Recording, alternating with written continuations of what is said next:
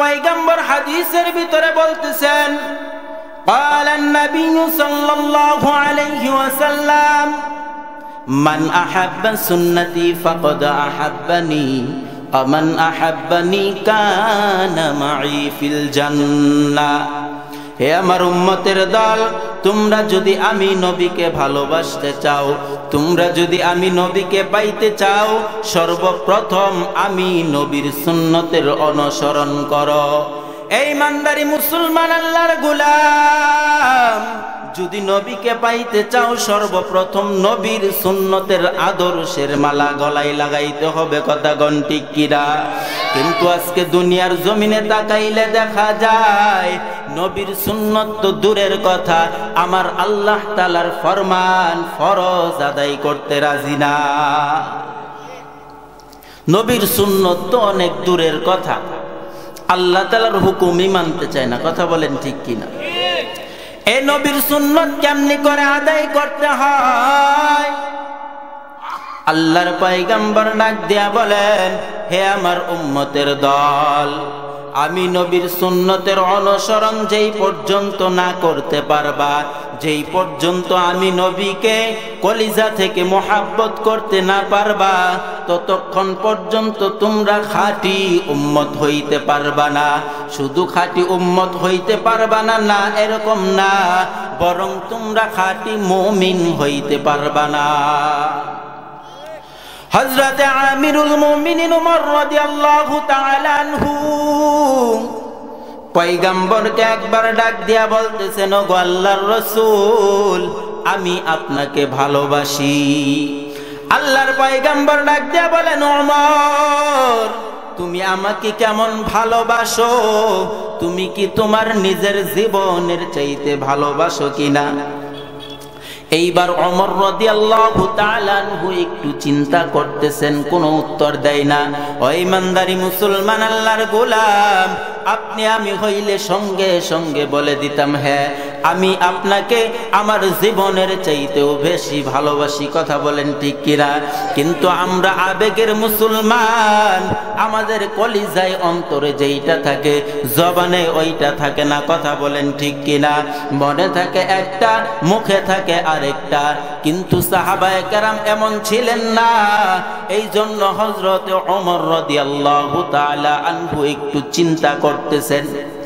একটু মনের সঙ্গে যুদ্ধ করতেছেন আমি কি নবীকে আমার জীবনের চাইতে বেশি ভালোবাসতে পারবো কিনা অল্প কিছুক্ষণ চিন্তা করার পর এইবার পয়গম্বরকে ডাক দিয়া বলতেছেন পয়গম্বর না আমি আপনাকে আমার কলিজার চাইতে আমার জীবনের চাইতে বেশি ভালোবাসতে পারি না আল্লাহর পয়গম্বর ডাক দিয়া বলেন ওমর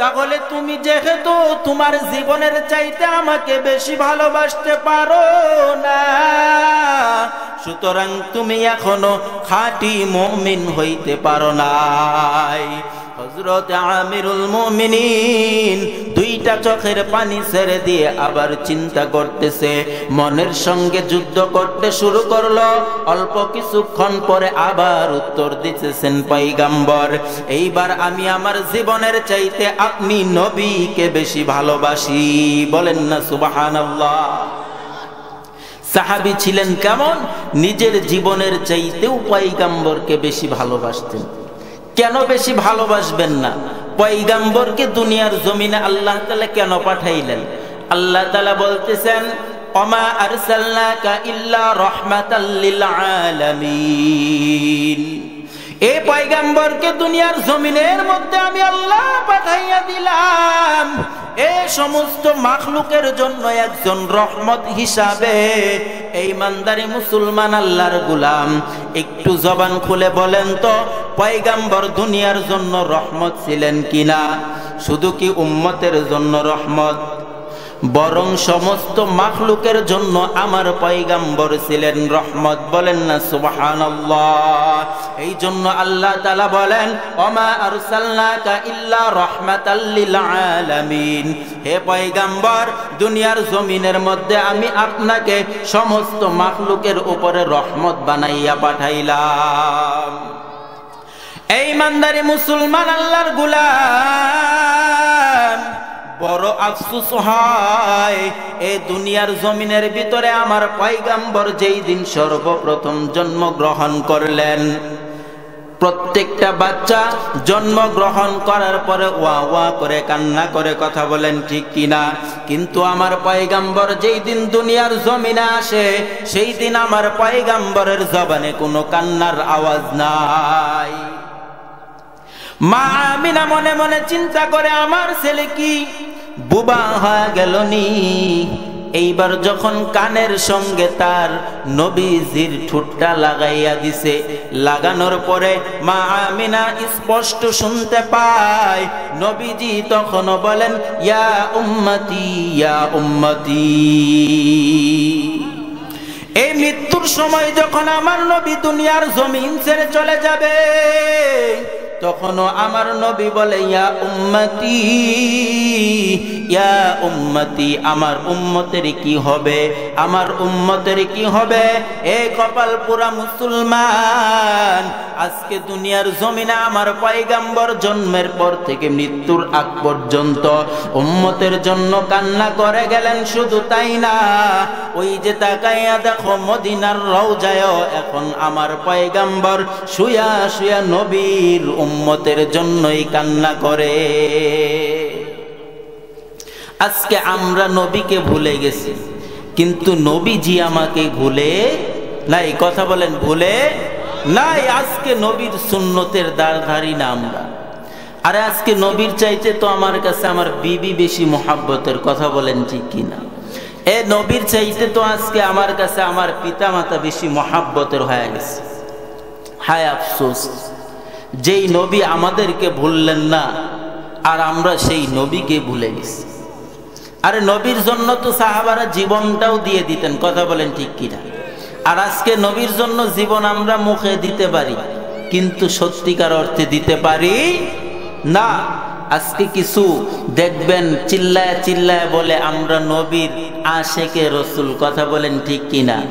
দেখবেন একটারও মুখে দাড়ি নাই, মাথায় টুপি নাই, গায়ে সুন্নতি লেবাস নাই, তারা শুধু মুখে বলবে আমরা নবীর খাঁটি আশেক, আমরা আশেকে রসুল, আমরাই হচ্ছে খাঁটি আশেকে রসুল, আমরাই রসুলের প্রেমিক, কথা বলেন। এরকম একদল আছে কি নাই?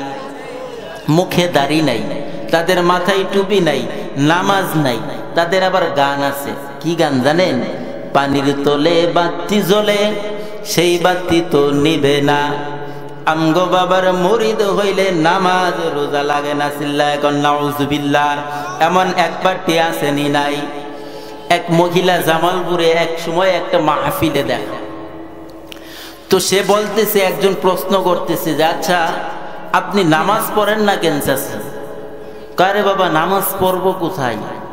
সমস্ত পৃথিবীর জমিনের ভিতরে তো শয়তান সেজদা করছে, এখন শয়তান যেখানে সেজদা করছে, আমি মানুষ, আমি নবীর উম্মত হয়ে ওইখানে সেজদা কেমনে করি? চিন্তা করছেন? হ্যাঁ, তো তখন আমি বললাম আসলে চাচি, শয়তান তো শয়তান হওয়ার পরে জমিনে সেজদা করে নাই, কথা বলেন ঠিক কিনা? এই শয়তান হওয়ার পরে জমিনে সেজদা করছে। হ্যাঁ, যখন সে ফেরেশতাদের সর্দার ছিল তখন সে মাটিতে সেজদা করত। এরকম কিছু একদল ভণ্ড আছে, নামাজ রোজার দ্বার ধারে না, তারা আবার খাঁটি আশিকে রসুল। আরে খাঁটি আশিকে রসুল তো তারা, আল্লাহর নবী বলতেছেন মান আহাব্বা সুন্নতি ফাকাদ আহাব্বানি, যারা আমার সুন্নতকে মানে তারা আমি নবীকে মানলো, যারা আমি নবীর সুন্নতকে মানে না তারা আমি নবীকেও মানে না। এ আপনার অন্তরের ভিতরে যার মহব্বত থাকবে, যদি খাঁটি মহব্বত থাকে, তার অনুসরণ করি কি করি না? কথা বলেন। দেখবেন দুনিয়ার জমিনের মধ্যে একজন প্রেমিক যখন আরেকজন একটা মেয়ের সঙ্গে রিলেশনে জড়ায়া যায়, এই অন্তর থেকে যখন তাকে মহাব্বত করতে শুরু করে, এই মহাব্বত করার সময় ওই প্রেমিকের বাড়ির প্রত্যেকটা জিনিস তার অন্তরের ভিতরে ভালো লাগে, কথা বলেন ঠিক কিনা? তার বাড়ির একটা কুকুর পর্যন্ত তার কাছে ভালো লাগে। লাইলি মজনুর ঘটনা জানেন? এক সময় মজনু লাইলির কুকুরের পায়ের ভিতরে চুমু খায়। কোথায়? লাইলির পায়ে, কুকুরের পায়ের ভিতরে চুমু খায়। আরেকজন জিজ্ঞাসা করে, কিরে তুই কুকুরের পায়ে চুমু খাও, কারণ কি? তখন বলতেছে যে এই কুকুরটা আমার লাইলির বাড়ির আশপাশ দিয়ে ঘোরাফেরা করে, এই যে আমি লাইলিকে মহাব্বত করি, এই জন্যই আমি তার কুকুরটাকেও মহাব্বত করি। আর আজকে কেমন প্রেমিক হইলাম নবীর, নবীকে ভালোবাসি বলতে বলতে মুখ দিয়ে লালা বের হয়ে যায়, কিন্তু নবীর সুন্নতের দাড়ি আমার মুখে ওঠে না। কথা বলেন ঠিক কিনা? আর আওয়াজ দিয়ে কথা বলেন ঠিক কিনা? আমরা কি খাঁটি ইমানদার এখনো হইতে পারছি? খাঁটি আশেক হইতে পারছি? আরে খাঁটি আশেক তো ছিল আল্লাহর বান্দা একজন যুবক, মদিনা থেকে 350 কিলোমিটার দূরে তার বাড়ি। মদিনা থেকে 350 কিলোমিটার দূরে তার বাড়ি। কিন্তু যুবক একদিন শুনলো নবীজির রওজায় দাঁড়ায় যদি কেউ সালাম দেয়, নবীজি সেই সালামের উত্তর দেয়। বলেন না সুবহানাল্লাহ। এ আল্লাহর বান্দা যুবক এইবার মনে মনে চিন্তা করলো, আমি যদি নবীজির রওজায় যায় সালামটা দিতে না পারি, আমার চাইতে কপাল পুরা মুসলমান আর হইতে পারে না। আল্লাহর বান্দা যুবক একটা উট ঠিক করিয়া এইবার মদিনার পথে রওনা দিয়ে দিল। পথের মধ্যে 2-4 সপ্তাহ কেটে গেল। কাটার পরেও মদিনার রাস্তার কোনো খোঁজ নাই, মদিনার কোনো দেখা নাই। হঠাৎ করে একদিন সন্ধ্যাবেলা তাকাইয়া দেখে কিছু খেজুরের বাগান দেখা যায়। যুবক মনে মনে চিন্তা করলো, এইটাই আমার নবীর শহর মদিনা হবে, কারণ খেজুরের বাগান তো মদিনার ভিতরে আছে। কথা বলেন ঠিক কিনা? আল্লাহর বান্দা যুবক যখন খেজুরের বাগান দেখলো, দেখার পরে সন্ধ্যার সময় আল্লাহর বান্দা যুবক উটটাকে একটা গাছের সঙ্গে বেঁধে রাখলো। রাখার পরে একটু বিশ্রাম নিতে যায় যুবক ঘুমায় যায়। এমন মুহূর্তে উটটা তার রশিটা ছিঁড়ে নতুন এক খেজুর বাগানে ঢুকে গেল। সারা রাত ওই খেজুরের বাগানে ঘোরাফেরা করে নতুন বাগানটা নষ্ট করে দিল। সকালবেলা ওই খেজুর বাগানের মালিক বৃদ্ধ তার স্ত্রীকে ডাক দিয়া বলতেছেন, বিবি কিছু খানা দাও, খানাটা খায়া আমি চলে যাব, খেজুরের বাগান সারা দিন পাহারা দিতে হবে। আল্লাহর বান্দা কিছু খানা খাইয়া এইবার যখন খেজুর বাগানের দিকে চলে গেল, তাকাইয়া দেখে একটা উট তার সমস্ত খেজুরের বাগানটাকে নষ্ট করে ফেলেছে। বৃদ্ধর মাথা কি ঠান্ডা না গরম? আরে মুরব্বী মানুষের রাগ তো এমনি সবসময় 105 ডিগ্রি থাকে। কথা বলেন ঠিক কিনা? সব সময় থাকে। আর রমজান মাস আসলে তো কোনো কথাই নাই। ইফতারের সময় আল্লাহু আকবার, শরবতে একটু চিনি বা লবণ কমাইলে এর জ্বালায় বাড়িতে কেউ টিকতে পারে না। কথা কোন ঠিক নেই। বৃদ্ধর মাথা বড় খারাপ। এইবার যখন দেখলো উট তার বাগানটাকে সাজানো বাগান নষ্ট করে ফেলেছে, বড় একটা পাথর নিক্ষেপ করে উটের দিকে। পাথরের আঘাতে উটটা ওই জমিনের ভিতরেই মারা গেল। যুবক সকালবেলা যখন ঘুম ভাঙলো, তাকাইয়া দেখে উট আর ওই খেজুরের বাগানে নাই। আস্তে আস্তে খুঁজতে খুঁজতে ওই উটের বাগানে চলে গেল। যাওয়ার পরে তাকাইয়া দেখে উটটা বাগানের ভিতরে পড়ে আছে। আল্লাহর বান্দা যুবক যখন উটের কাছে গেল, যাওয়ার পরে তাকাইয়া দেখে উট আর দুনিয়ার জমিনের ভিতরে নাই। আল্লাহর বান্দা যুবক উট ধরে কান্না করা শুরু করে দিল। কান্না করে আর বলে, এত বড় সর্বনাশ আমার কে করলো? এত বড় সর্বনাশ কে করলো? কে এই আমার সর্বনাশটা করলো? আজকে আমি কিভাবে নবীর রওজা পর্যন্ত পৌঁছাবো? আর কেমনি করে নবীর রওজায় দাঁড়াইয়া সালাম জানাবো? ওই বৃদ্ধ আস্তে আস্তে যুবকের কাছে আসার পর যুবককে ডাক দিয়া বলেন, রে বাবা, তোমার উটটাকে আর কেউ মারে নাই, তোমার উটটাকে আমি হত্যা করে ফেলেছি। কারণ তোমার উট আমার বাগান নষ্ট করেছে, রাগ কন্ট্রোল করতে না পেরে তোমার উট আমি মেরে ফেলেছি। এইবার যুবকের অবস্থা বড় খারাপ, রাগান্বিত হইয়া বৃদ্ধর নাক বরাবর 400 গোল্ডের এক ঘুষি লাগাইয়া দিছে। লাগানোর সঙ্গে সঙ্গে বুড়া মানুষ জাগাই সান্ডে মান্ডে কুলুস, বৃদ্ধও মইরা গেছে। যুবক এইবার চিন্তা করে, হায় আফসোস, আমি এইটা কি করলাম? আমি যদি চাইতাম উটের জরিমানা পায়া যাইতাম, লোকটাকে মারা আমার ঠিক হয় নাই। যুবক চিন্তা করতেছে, এখন যদি এইখান থেকে আমি পালাইয়া যাই, কেউ দেখবে না, কেউ দেখবে না, কিন্তু দেখবে কে? আওয়াজ দিয়ে বলেন, দেখবে কে? কারণ আল্লাহ তাআলা তো প্রত্যেকটা মুসলমান নর নারী না, শুধু প্রত্যেকটা মুমিনকেই আল্লাহ তাআলা ভয় করতে বলেছেন। ইয়া আইয়ুহাল্লাযীনা আমানুত্তাকুল্লাহ, আল্লাহ তাআলা বলেন, হে ঈমানদারগণ, তোমরা আমাকে ভয় করো, ভয় করার মতো ভয় করো। আপনি আমি হইলে তো ওইখানে বৃদ্ধকে মারার পরে ওই দেশে আর খুঁজে পাওয়া যাইতো না। কথা কোন ঠিক কিনা?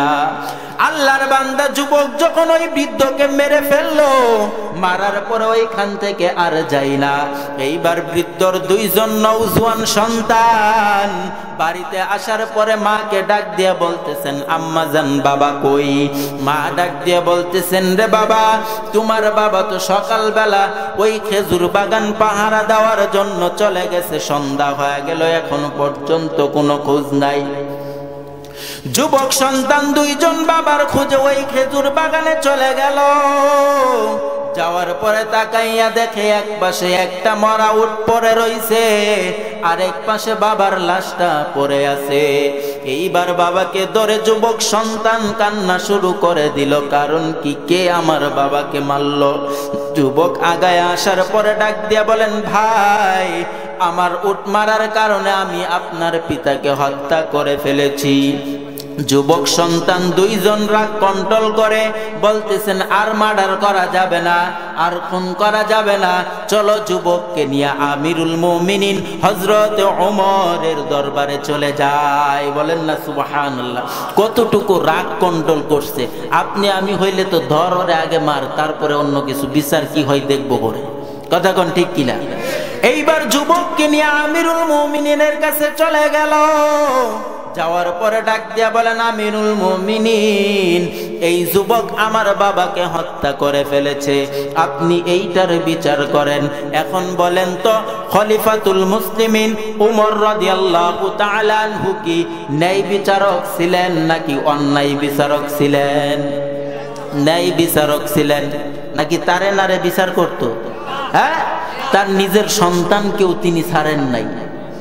100 ঘাত বেতের আঘাত তার সন্তানের উপর একটা অপরাধের কারণে চলে আসছিল। বিবি বলতেছেন, দেখো তোমারই তো সন্তান, দেখো কোনোভাবে ছাড় দেওয়া যায় কিনা। ওমর বলতেছে, একবার বলছস, দ্বিতীয়বার বললে কিন্তু 1, 2, 3। পরের দিন সকালবেলায় 40টা বেত্রাঘাত করার পরেও যখন তার মন ভরে নাই, এই 40 বেত্রাঘাতের পরে তার সন্তানটা মারা যায়। মারা যাওয়ার পরে মৃত ব্যক্তিকে তো আর মারা যায় না। কথা বলেন ঠিক কিনা? কবর দেওয়ার পরে বাকি 40টা বেত্রাঘাত তার কবরের উপরে করেছেন। বলেন না সুবহানাল্লাহ। কেমন বিচারক ছিলেন! এই আমিরুল মুমিনিনের কাছে বিচার নিয়ে গেছে। আমিরুল মুমিনিন যুবককে ডাক দিয়ে বলেন, যুবক, তুমি কি সত্যি তাদের বাবাকে হত্যা করেছো কি? যুবক বলতেছেন, হ্যাঁ আমিরুল মুমিনিন, আমি সত্যি তাদের বাবাকে হত্যা করেছি। কেন করেছো? বলতেছেন, আমার উটকে মেরে ফেলেছে, এই জন্যই আমি হত্যা করেছি। বলেন, তোমার বাড়ি কই? বলতেছেন, আমার বাড়ি মদিনা থেকে 350 কিলোমিটার দূরে। তো এইখানে কিসের জন্য? আমিরুল মুমিনিন, মদিনায় আসছিলাম নবীর রওজায় দাঁড়াইয়া একটা সালাম দিব বলে। আমিরুল মুমিনিন ডাক দিয়া বলেন, এর যুবক, তুমি কি জানো তোমার শাস্তি কি হইতে পারে? তোমার শাস্তি হচ্ছে মৃত্যুদণ্ড। আগামীকাল সকালে তোমার মৃত্যু হয়ে যাবে। এ যুবক, এক কাজ করো, জাল্লাদকে অর্ডার করে দিল আজকের রাতটুকু তাকে কারাগারের ভিতরে বন্দি করে রাখো। যুবককে যখন কারাগারে বন্দি করে রাখা হয়, রাত্রির বেলায় যুবক ওযু করে 2 রাকাত নামাজ আদায় করে 2টা চোখের পানি ছেড়ে দিয়ে আল্লাহকে ডাক দিয়া বলেন, আল্লাহ, মদিনায় আসছিলাম নবীর রওজায় দাঁড়াইয়া 2টা সালাম দেব, কিন্তু আমার দ্বারাই সেইটা সম্ভব হইল না। ওগো আল্লাহ, আমি যদি খাঁটি ইমানদার হই, আমি যদি খাঁটি নবীর আশিক হয়ে যাই, তাহলে আজকে রাত্রিতে হলেও আমার নবীকে স্বপ্নে যুগে আপনি দেখাইয়া দিয়েন। মুমিনেরা কারে উকবা মিশাওয়াত, মুমিনেরা কারে উকবা মিশাওয়াত, জাহেলেরা কাহার দুনিয়া মিশাওয়াত। আল্লাহ রাব্বুল আলামিন যুবকের দোয়া কবুল। হঠাৎ করে যুবক বান্দা ঘুমায়া গেল। রাত্রির বেলায় নবীজি স্বপ্নে যুগে এসে গেছে, বলেন না সুবহানাল্লাহ? আরো আসতে বলেন সুবহানাল্লাহ। এ নবীজি আসার পরে যুবক বলতেছেন, এ যুবক, তোমার কোনো ভয় নাই, আগামীকাল সকালে তোমার মৃত্যু হবে না। সকাল 10টা বেজে গেল। জাল্লাদ ওই আসামিকে নিয়ে যখন কাঠগড়ায় দাঁড়া করায়, এইবার ফাঁসি দিবে, এই মুহূর্তে আমিরুল মুমিনিন ওমর রাদিয়াল্লাহু তাআলা আনহু ডাক দিয়া বলেন, যুবক, তোমার কোনো শেষ ইচ্ছা আসেনি?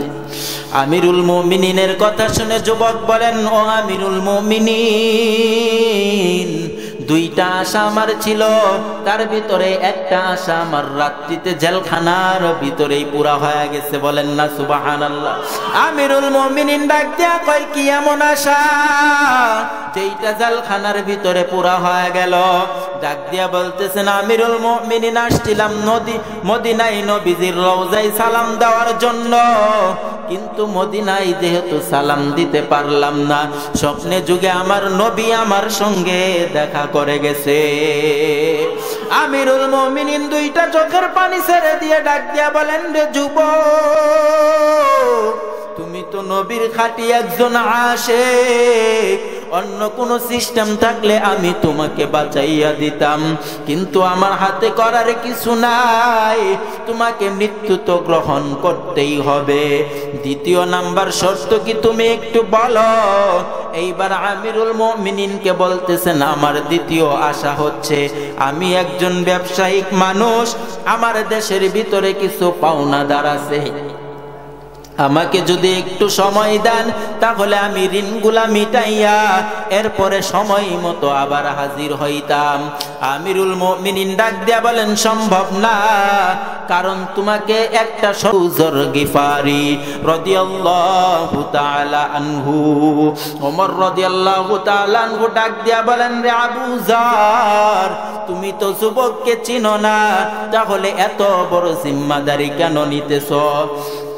আবু যর গিফারি ডাক দিয়া বলেন, হুজুর, আমি যদি একজন খাঁটি সাহাবী হয়ে থাকি, আমার সামনে একজন আল্লাহর পয়গম্বরের খাঁটি আশিক ঋণের বোঝা মাথায় নিয়ে মৃত্যুবরণ করবে, আমি সাহাবী দুনিয়াতে বেঁচে থাকা অবস্থায় এইটা হতে পারে না। কথা বলেন ঠিক কিনা?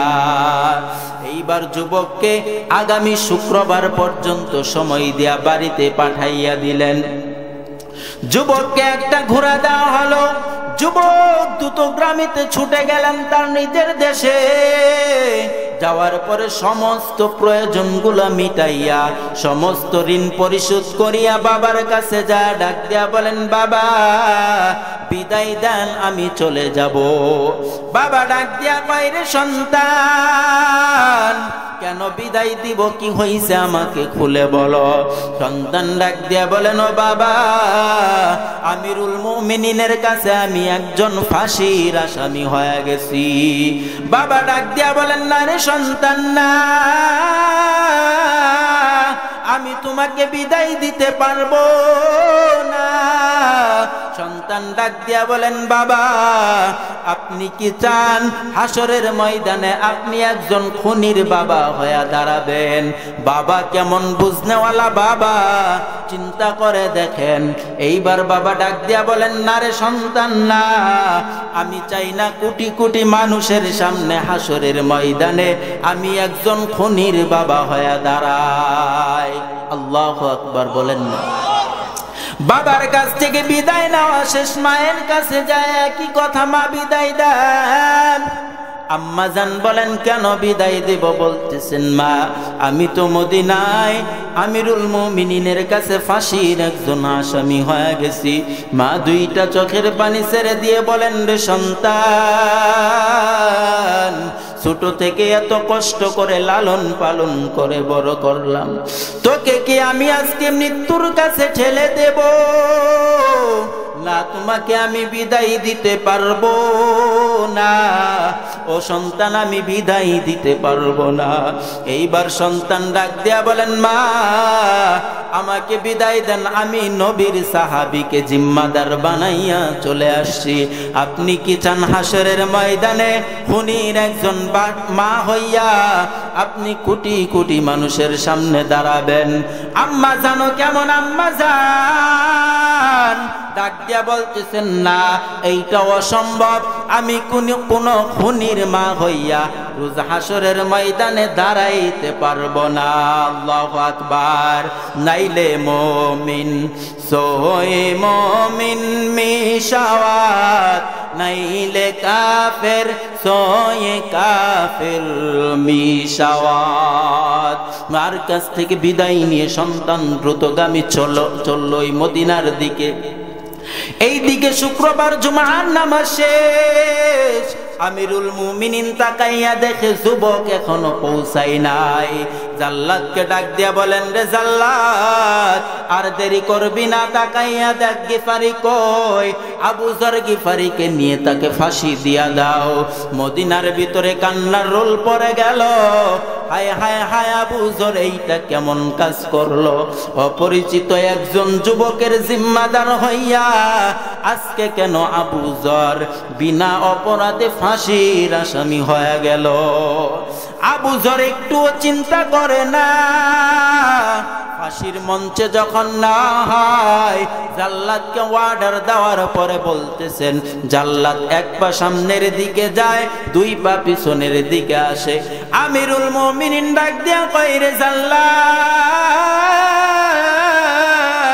কেন তুমি এমন করো?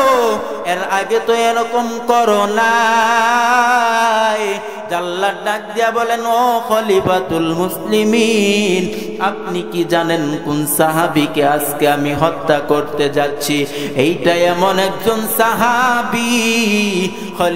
খলিফাতুল মুসলিমিন ডাক দিয়া বলেন, তুমি কি জানো এই আবু যরের ব্যাপারে একটু বলো। জাল্লাদ ডাক দিয়া বলতেছেন, আমিরুল মুমিনিন, হুজুরে পাক সাল্লাল্লাহু আলাইহি ওয়াসাল্লাম একদিন মসজিদে নববীর ভিতরে বসা ছিলেন। এমন মুহূর্তে জিবরাইল আমিন আসার পরে হঠাৎ করে জিবরাইল আমিন বলতেছেন, হুজুর ওই যে তাকাইয়া দেখেন আপনার সাহাবী আবু যর একটা চাদর মুড়ি দিয়া আপনার দিকে আসতেছে। আল্লাহর পয়গম্বর তাকাইয়া দেখে ঠিক আবু যর গিফারি আসতেছে। তখন পয়গম্বর ডাক দিয়া বলেন, রে ভাই জিবরাইল, তুমি কেমনে করে আবু যর গিফারিকে চেনো? তখন আবু যর গিফারির ব্যাপারে হযরত জিবরাইল আমিন ডাক দিয়া বলতেছেন, হুজুর আমি জিবরাইল শুধু আবু যরকে চিনি এমন না,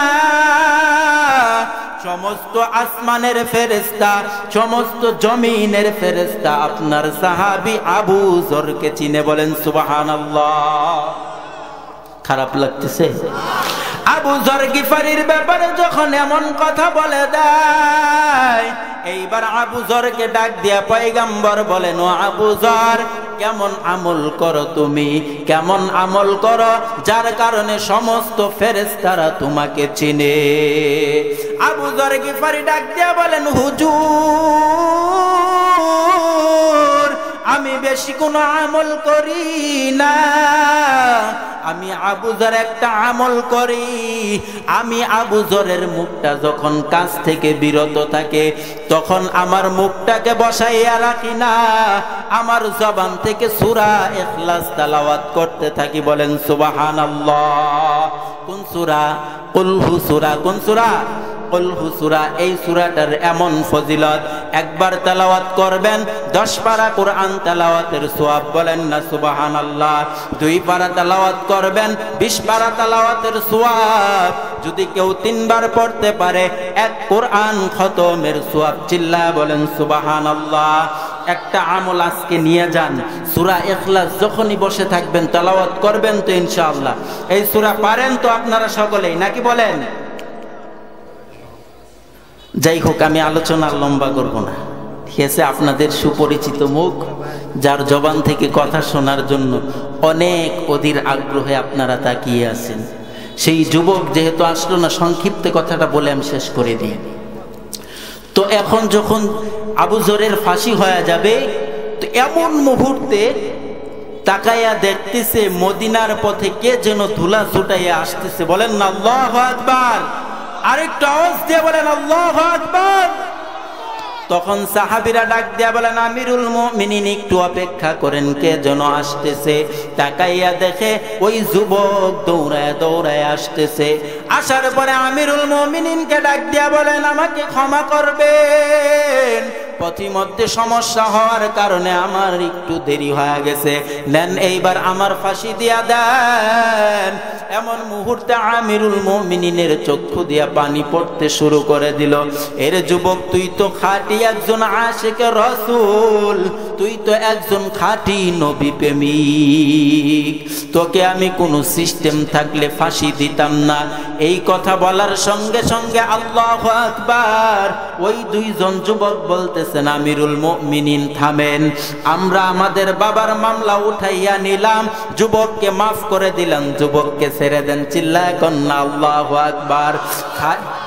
খাঁটি প্রেমিক যদি হইতে পারেন, দুনিয়ার জমিনে সম্মান ও ইজ্জত আছে কি নাই? আছে। আজকে থেকে নবীর সুন্নতের উপরে আমল করবেন তো ইনশাআল্লাহ। কে কে করবেন না দেখি? করবেন কে কে দেখি? সকলেই।